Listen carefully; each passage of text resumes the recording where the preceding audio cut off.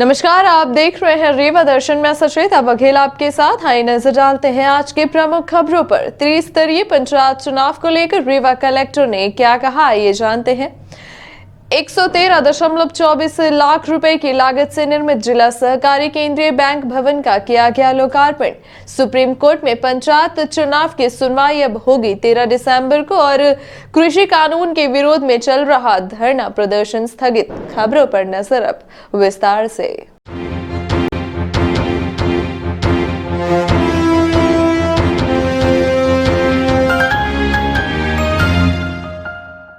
त्रिस्तरीय पंचायत चुनाव को लेकर रीवा कलेक्टर ने क्या कहा। त्रिस्तरीय पंचायत निर्वाचन की प्रक्रिया के संबंध में रीवा कलेक्टर एवं जिला निर्वाचन अधिकारी डॉक्टर इलैया राजा टी ने जानकारी दी है।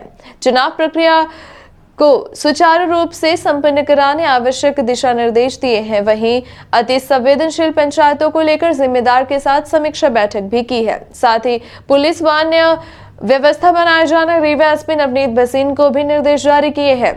इसके अलावा और क्या क्या व्यवस्थाएं बनाई गई हैं, इस संबंध में रीवा कलेक्टर ने स्वयं अपील करके जानकारी दी है। आप खुद सुनिए इस संबंध में कलेक्टर का क्या कहना है। आप सभी को विदित है, त्रिस्तरीय पंचायत का निर्वाचन की प्रक्रिया प्रारंभ कर चुके हैं। रीवा जिला प्रशासन के द्वारा भी निरंतर इसको हम लोगों ने समीक्षा कर रहे हैं। उसको लेकर सभी नोडल ऑफिसर्स को हम लोगों ने एक ट्रेनिंग दिए हैं, समीक्षा बैठक भी रखे हैं। हमारे ज़िले में 3 फेसेस में मतदान होना है। प्रथम फेज़ में हनुमना, माऊगंज और नईगढ़ी। सेकंड फेज़ में रीवा, रायपुर और गंगेव में। और तीसरी फेज़ में हमारी सिरमौर, त्योतर और जवा में हमको मतदान होना है। उसको लेकर अगली सभी तैयारियाँ मतलब कर लिया गया है और कुछ तैयारियाँ कर भी रहे हैं। अभी आज संवेदनशील और अति संवेदनशील मतदान केंद्र हैं, उसके लेकर भी हम लोगों ने समीक्षा किए हैं। ये भी एक सतत प्रक्रिया है, बट पहले से हम लोग इसको चिन्हांकन कर चुके हैं।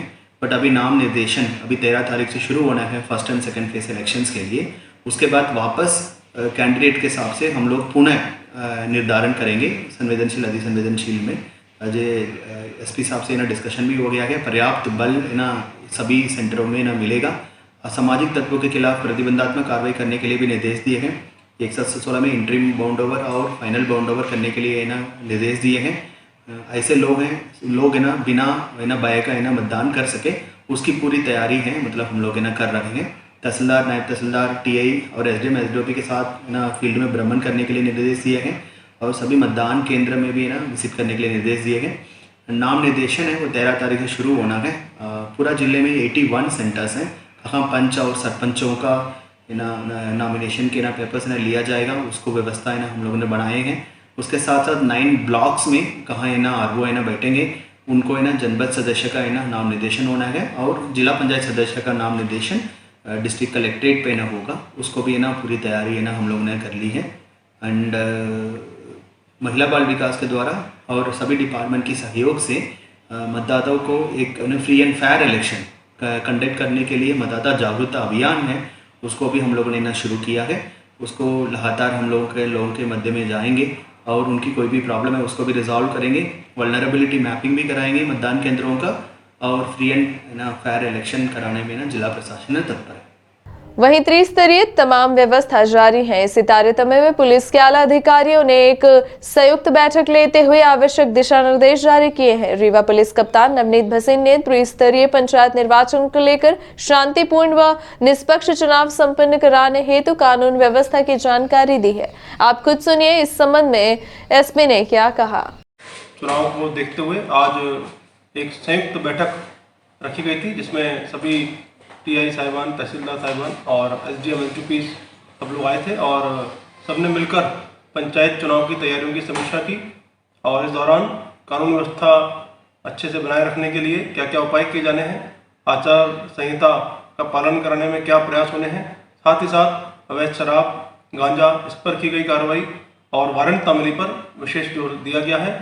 साथ ही साथ ये बताया गया कि प्रतिदिन तो भी संबंधित क्षेत्र के तहसीलदार और टीआई हैं वे साथ भ्रमण करें, एसडीएम एसडीपी साथ भ्रमण करें और अधिकतम प्रतिबंधात्मक कार्रवाइयाँ करें, जलाबदर रहने से पेश करें, जिससे कि क्षेत्र में जो भी असामाजिक तत्व हैं उन पर नियंत्रण है और हम लोग शांतिपूर्ण और निष्पक्ष पंचायत चुनाव संपन्न करा सकें।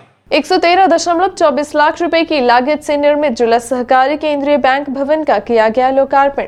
सर्व सुविधा युक्त भवन बन जाने से किसानों व खातेदारों को होगी सुविधा। यह बात पूर्व मंत्री एवं रीवा विधायक राजेंद्र शुक्ल ने लोकार्पण के अवसर पर कही है। पुनर्घनत्वीकरण योजना के तहत 113.24 लाख रुपए की लागत से सर्व सुविधा युक्त जिला सहकारी केंद्रीय बैंक के भवन का लोकार्पण पूर्व मंत्री एवं रीवा विधायक राजेंद्र शुक्ल ने किया। इस दौरान रीवा कलेक्टर व प्रशासक डॉक्टर इलैया राजा टी भी मौजूद रहे।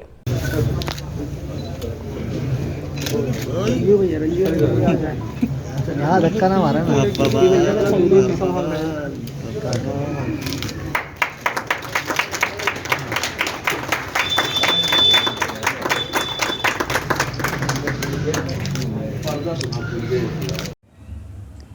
कार्यक्रम में बतौर मुख्य अतिथि के तौर पर उपस्थित राजेंद्र शुक्ल ने कहा कि जिला केंद्रीय सहकारी बैंक का भवन काफी जीर्ण हो चुका है तथा इसके कारण किसान व खातेदारों को भी परेशानी होती थी। सर्व सुविधा युक्त भवन के बन जाने से कृषक, खातेदार व बैंक के कार्य से आने वाले ग्राहकों को सुविधा होगी तथा बैंक का स्टाफ भी स्वच्छ सुविधापूर्ण भवन में बैठकर ग्राहकों का कार्य प्रसन्न मन से कर पाएंगे। श्री शुक्ल ने कहा कि रीवा शहर का विकास उनकी प्राथमिकता है। गत वर्ष में शासन की विभिन्न योजनाओं के माध्यम से आधारभूत सुविधाओं का विकास किया गया तथा यह क्रम निरंतर जारी है। इसके साथ ही हितग्राही मूलक योजनाओं का लाभ पात्र व्यक्तियों को समय पर दिलाने जाने के कार्य भी पूरी मुस्तैदी से किए जा रहे हैं। रीवा के विकास में सहकारी बैंक की भूमिका महत्वपूर्ण है। इस अवसर पर कलेक्टर एवं प्रशासक डॉक्टर इलैया राजा टी ने कहा कि अच्छे भवन के बन जाने से जहां एक और किसान व खातेदारों को सुविधा होगी, वहीं बैंक में कार्य करने वाले अधिकारी व कर्मचारी पूरे मनोयोग से अच्छे वातावरण में बेहतर कार्य कर पाएंगे। तकनीकी प्रतिवेदन प्रस्तुत करते हुए मध्य प्रदेश गृह निर्माण एवं अधोसंरचना विकास के कार्यपालन यंत्री अनुज प्रताप सिंह ने बताया कि फोर्ट रोड में पुराने जीर्ण शीर्ण भवन के स्थान पर सर्व सुविधा संपन्न भवन बनाया गया है, जिसमें अधिकारियों कर्मचारियों के कक्षों के अतिरिक्त record room, strong room, counter, meeting hall, waiting hall, toilets व ग्राहकों के लिए पार्किंग की व्यवस्था सुनिश्चित कराई गई है। कार्यक्रम में सीईओ ग्रामीण बैंक ज्ञानेंद्र पांडे, महेंद्र श्राफ, धनंजय सोनी, राजगोपाल मिश्राचार्य, वेंकटेश पांडे, प्रकाश सोनी, सहायक यंत्री हिमांशु वर्मा, संविदाकार संजय सिंह चौहान सहित शहरवासी उपस्थित रहे।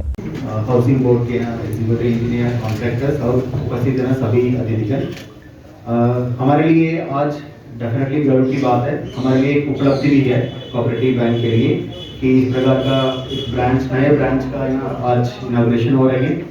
मुझे नहीं लग रहा है मतलब पूरी मध्य प्रदेश में कहीं भी कोऑपरेटिव बैंक का कोई नया बिल्डिंग है ना बन रहा हो। वैसे ही कोऑपरेटिव बैंक की ना स्थिति उतना आर्थिक स्थिति उतना अच्छी नहीं होती है, बट आज एक रीडेंसिफिकेशन स्कीम के अंतर्गत ना हमारे लिए एक बहुत बड़ा उपलब्धि है।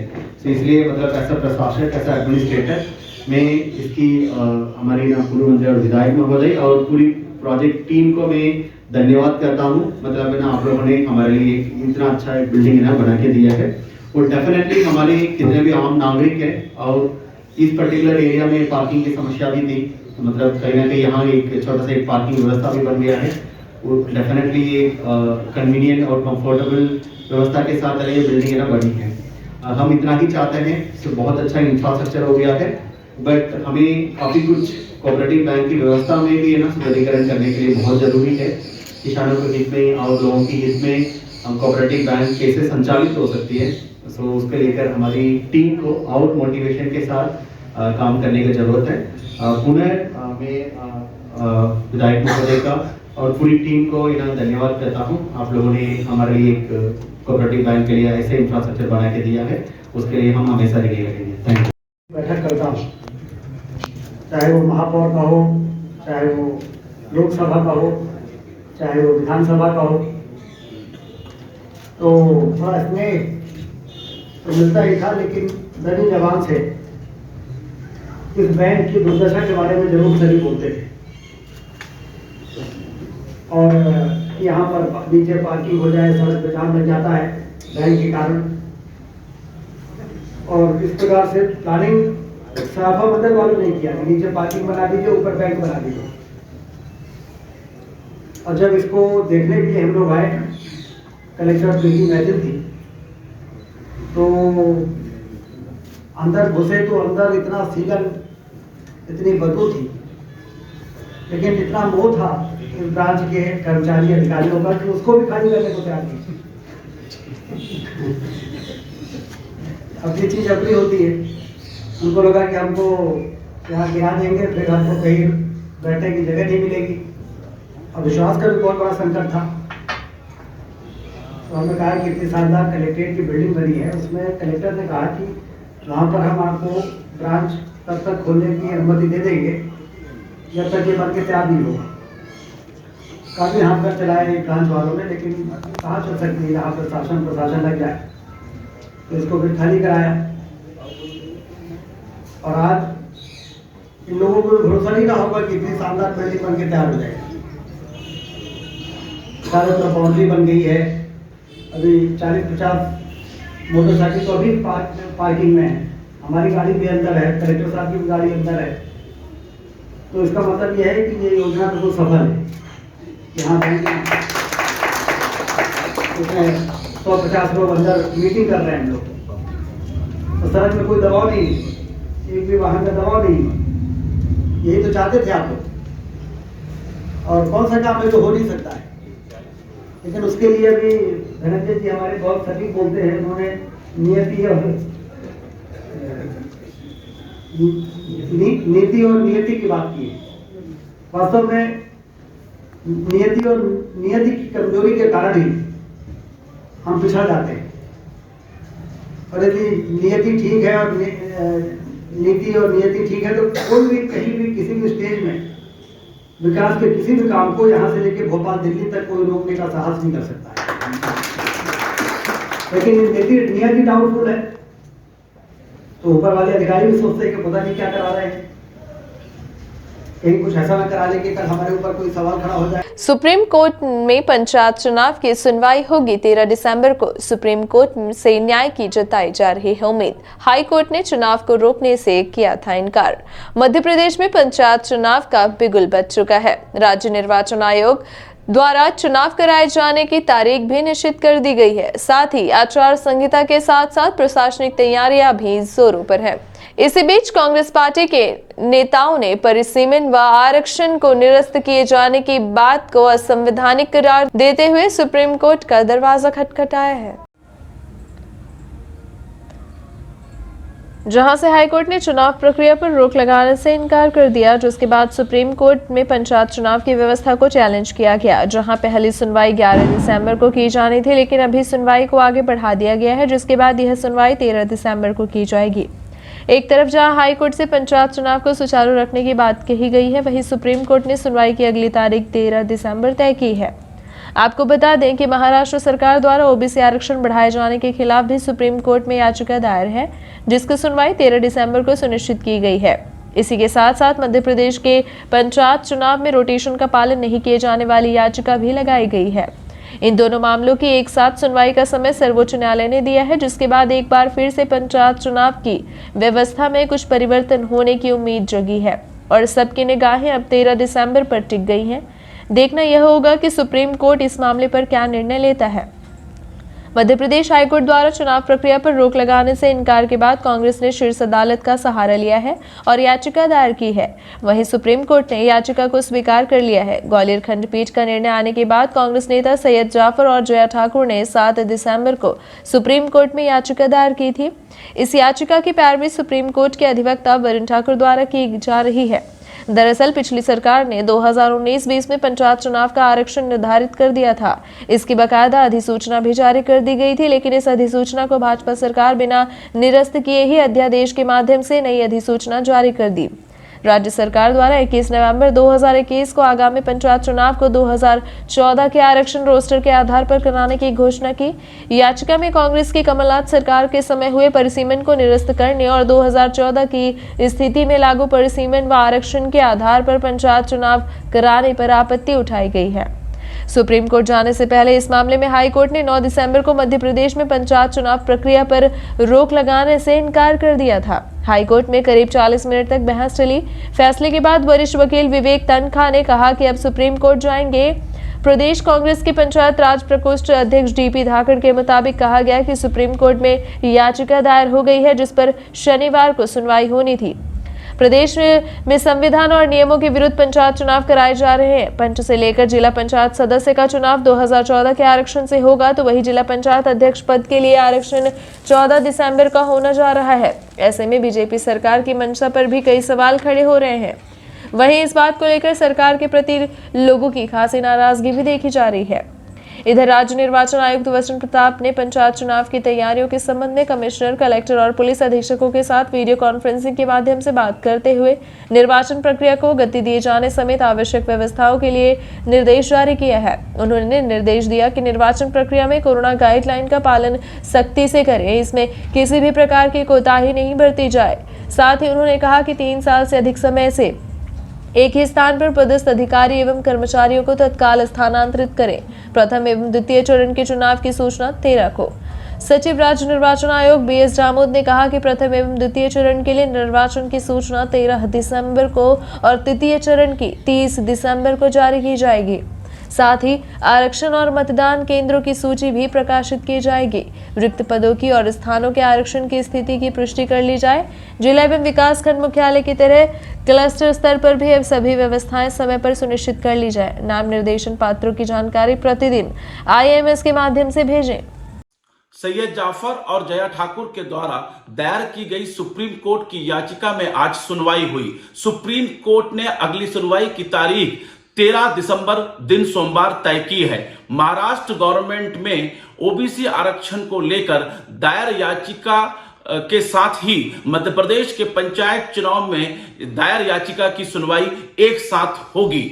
हम सुप्रीम कोर्ट से मांग करते हैं कि चुनाव यथावत रखे, लेकिन परिसीमन और आरक्षण 2019 का हो। हमने सुप्रीम कोर्ट में कहा है कि हमें चुनाव की तारीखों से कोई आपत्ति नहीं है, चुनाव इन्हीं तारीख में हो जाएं, लेकिन 2014 के परिसीमन और 2014 के आरक्षण पे ना होके भारतीय संविधान और मध्य प्रदेश के ग्राम स्वराज अधिनियम 1993 की धारा और नियम के तहत जो रोटेशन की व्यवस्था की गई है, वो रोटेशन का अधिकार मध्य प्रदेश के ग्रामीण जनप्रतिनिधि को मिलना चाहिए। निपनिया पुल एवं मार्ग का रीवा सांसद व पूर्व मंत्री ने किया लोकार्पण। रीवा नगर के झोले में एक और बड़ी सौगात। रीवा शहर में निपनिया मार्ग पर बिहर नदी में 666.42 लाख रुपए की लागत से नवनिर्मित पुल का सांसद जनार्दन मिश्र, पूर्व मंत्री रीवा विधायक राजेंद्र शुक्ल एवं Rewa collector doctor Ilaiyaraaja T की उपस्थिति में लोकार्पण किया गया। इस अवसर पर अपने उद्बोधन में सांसद श्री जनार्दन मिश्र ने कहा कि पुल के बन जाने से आवागमन की सुविधा होगी। यह रीवा के विकास में एक नया आयाम जुड़ गया है। उन्होंने कहा कि उच्च गुणवत्ता के पुल के निर्माण से शहर में जाम से मुक्ति मिलेगी। वहीं पूर्व मंत्री एवं रीवा विधायक राजेंद्र शुक्ल ने कहा कि निपनिया मोहल्ला शहर का नंबर 1 वार्ड होने के बावजूद पिछड़ा हुआ था तथा यहाँ के लोगों की इस पुल के उन्नयन व चौड़ीकरण की काफी समय से मांग थी। पुल के बन जाने से निपनिया के विकास का द्वार खुल गया है। नदी में घाट बनाकर इसे आकर्षक बनाया गया है। अब मोहल्ले वासियों को बाढ़ से निजात मिलेगी। बाढ़ का समाधान अब पुल के बन जाने से होगा। शहर में यातायात का दबाव कम होगा, साथ ही सुगम आवागमन का मार्ग प्रशस्त होगा। मुक्तिधाम जाने वाली सड़क को 3 मीटर से 6 मीटर तक नवीन सड़क बनाई गई है। श्री शुक्ल ने कहा कि विकास के संसाधनों की वृद्धि होती है। उन्होंने मोहल्ले वासियों को नवीन पुल के लिए बधाई दी। श्री शुक्ल ने मोहल्ले वासियों के घरों से निकलने वाले पानी के निकासी के लिए नाले निर्माण कराने के निर्देश लोक निर्माण विभाग को दिए। उल्लेखनीय है कि लोक निर्माण सेतु विभाग द्वारा 666.42 लाख रुपए की लागत से 135 मीटर पुल का निर्माण कराया गया है। पुल की चौड़ाई 20 मीटर है। कार्यक्रम में पंचमठ आश्रम स्वामी जी शेखर सचदेवा, कार्यपालन यंत्री वसीम खान, रविशंकर पांडे, वेंकटेश पांडे, राम सज्जन शुक्ला, राम गोपाल मिश्रचारी सहित शहरवासी उपस्थित रहे। रीवा विकास में एक और अध्याय जुड़ा है, किस नज़रिए से इसको देखते हैं और क्या मैसेज देना चाहेंगे इन सब चीज़ों को लेकर? बहुत लंबे समय से निपनिया के वासी इस पुल के उन्नयन की और इस पुल के चौड़ीकरण की मांग कर रहे थे, क्योंकि निपनिया शहर का नंबर 1 का वार्ड होने के बावजूद बहुत पिछड़ा हुआ था। उसमें शहर से इसकी कनेक्टिविटी एक बहुत बड़ा कारण था। बाढ़ में पुल डूब जाता था और जो पुराना पुल था उसके कारण निपनिया में बाढ़ भी आती थी। लेकिन इस पुल के बन जाने से अब विकास का द्वार खुला है निपनिया में। यहाँ पर पीने के पानी के बाद और कई घाट बनाने के बाद ये पुल का उन्नयन निपनिया को आगे बढ़ाने में बहुत बड़ा भूमिका निभाएगा। मैं निपनिया वासियों को बहुत बधाई देता हूँ। वास्तव में लिपनिया आवागमन की दृष्टि से बहुत ही दुर्गम स्थान प्रतीत होता था और इस पुल का निर्माण इस तरह से किया गया है कि आप नीचे अगर देखो खड़े होकर के तो फ्लाईओवर जैसा दिखता है। तो इसलिए इसको एक फ्लाईओवर ही इसको भी मान करके आप विकास की रीवा के विकास में एक और आयाम इसको आप मान सकते हैं, है भी, और वो फ्लाईओवर से कम नहीं। ये थी आज की प्रमुख खबरें। आगे की खबरों के लिए बने रहे रीवा दर्शन के साथ। दीजिए हमें इजाजत। नमस्कार।